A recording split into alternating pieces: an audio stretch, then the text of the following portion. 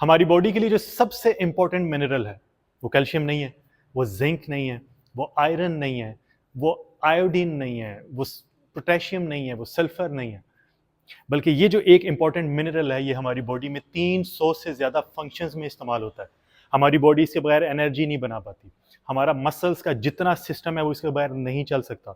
हमारा nervous system, brain से related जितने काम हैं वो इसके बगैर नहीं हो सकते। और अगर आप विटामिन डी ले रहे हैं और इस मिनरल की आपकी बॉडी में कमी है तो आपकी बॉडी विटामिन डी को सही तरह एब्जॉर्ब भी नहीं करेगी। और वो एक मिनरल है मैग्नीशियम।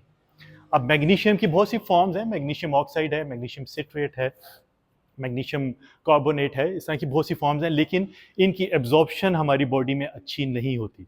जिसका मतलब ये है कि हमारी बॉडी इससे सही तरह से फ़ायदा नहीं उठा पाती। अगर हम ये लेते भी हैं तो ये हमारी बॉडी में सही तरह ना अब्जॉर्ब होगी, ना ये फ़ायदे पहुंचाएगी। और एक साथ इसके साथ जो मसला आ रहा है वो ये है कि हमारे अक्सर लोगों को इसके साथ डायरिया की भी शिकायत होती है, मैदा भारी भारी रहता है। तो जो बेस्ट फॉर्म है मैग्नीशियम की वो है मैग्नीशियम ग्लाइसिनेट। एक तो ये जल्दी एब्जॉर्ब हो जाएगी, मैदे पे भारी नहीं रहेगी, इसके साथ डायरिया वगैरह नहीं होगा। फिर ये हमारे पीएच लेवल के ऊपर डिपेंडेंट नहीं है। पीएच लेवल से मुराद है कि जो हमारा मैदे का तेज़ाब होता है, जो हमारा स्टमक एसिड होता है जिसने सारे खाने को प्रोसेस करना होता है। तो जिस वक्त आप मिनरल्स लेते हैं तो बहुत से मिनरल्स ऐसे हैं कि जब आप उनको कंज्यूम करते हैं तो आपके मैदे का जो तेज़ाब है उसका सफिशिएंट होना बहुत ज़रूरी है, वरना वो सही तरह से हमारी बॉडी में एब्जॉर्ब नहीं होते और ज़ाया हो जाते हैं। लेकिन मैग्नीशियम ग्लाइसिनेट के साथ ऐसा नहीं है।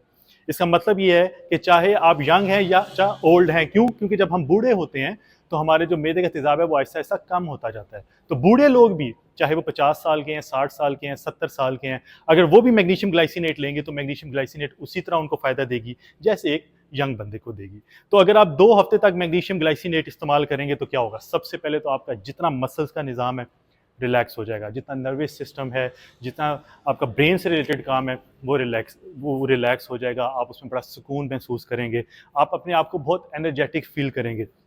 उसके साथ ये आपकी जो कॉर्टिसोल एक स्ट्रेस हार्मोन है। अब कॉर्टिसोल जो है उसका काम क्या है कि वो जिस वक्त हमारे जिस्म में बढ़ता है तो उससे फैट सेल्स भी बढ़ते हैं और उसके साथ नींद भी हमारी ख़राब होती है। तो जब ये कॉर्टिसोल को कम करेगी तो आपके लिए फ़ैट लॉस करना भी आसान हो जाएगा और आपको नींद भी अच्छी आएगी।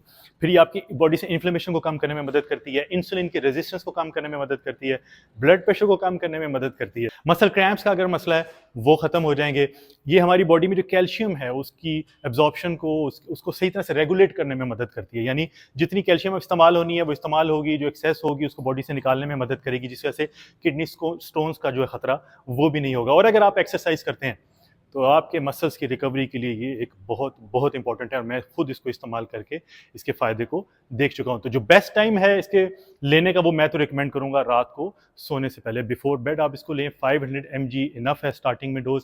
लेकिन अगर आपको लगता है कि 500 mg के बाद भी आपकी जो सिम्टम्स हैं वो कुछ बेहतर नहीं हो रहे या ज़्यादा फ़र्क नहीं पड़ा तो आप 1000 mg तक इसकी डोज को ले सकते हैं। तो ये थी हमारी आज की वीडियो। मुझे उम्मीद है ये वीडियो आपके लिए फ़ायदेमंद साबित होगी। वीडियो पसंद आ जाए इसको लाइक कर दें, शेयर कर दें, बाकी लोगों तक पहुंच जाए। प्लीज़ मेरे चैनल को भी सब्सक्राइब कर दें। बहुत जल्द एक नई वीडियो के साथ हाजिर होऊंगा। अपना ख्याल रखिएगा। अल्लाह हाफ़िज़।